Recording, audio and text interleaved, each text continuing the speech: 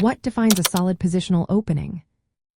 Have you ever wondered what makes a solid or positional opening in chess stand out?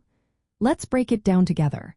A solid opening is all about creating a stable and long-term strategic advantage.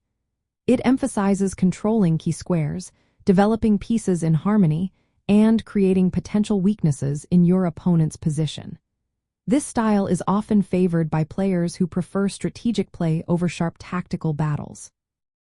One of the key concepts is control of the center. A solid opening typically involves contesting the central squares with both pawns and pieces.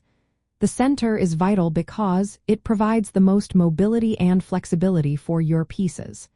When you control the center, you can influence the entire board. Next up is piece development. The goal here is to move your pieces to their most effective squares. This ensures that they work together to control important areas of the board.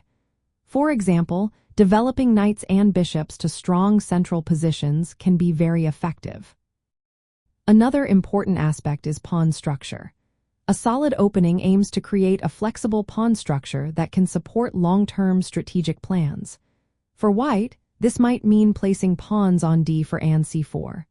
For black, pawns on d5 and c6 can be a good choice, depending on the specific opening you are using. Now let's talk about strategic considerations. While maintaining a solid foundation, a positional opening can create dynamic imbalances. For instance, white might M4 an advantage with a bishop pair, while black could counter with a strong knight or a pawn storm on the queen side. Long-term plans are also a hallmark of positional openings. These openings often set up plans like pawn breaks or piece repositioning. The idea is to gradually improve your position and create weaknesses in your opponent's setup. Flexibility is another key feature. A good positional opening should allow you to adjust your strategy based on your opponent's moves. This adaptability can be crucial in a game. Let's look at some practical applications. The Ruy Lopez is a classic example of a positional opening. It starts with one pawn to e4 and one pawn to e5, followed by knight to f3 and knight to c6, and then bishop to b5.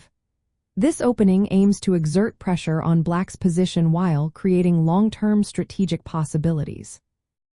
For black, the Semi-Slav Defense is a solid choice. It begins with one pawn to d4 and one pawn to d5, followed by one pawn to c4 and one pawn to c6. This setup challenges white's central control and creates counterplay on the queen side. Another example is the Nimzo Larsen attack, which starts with one pawn to b3.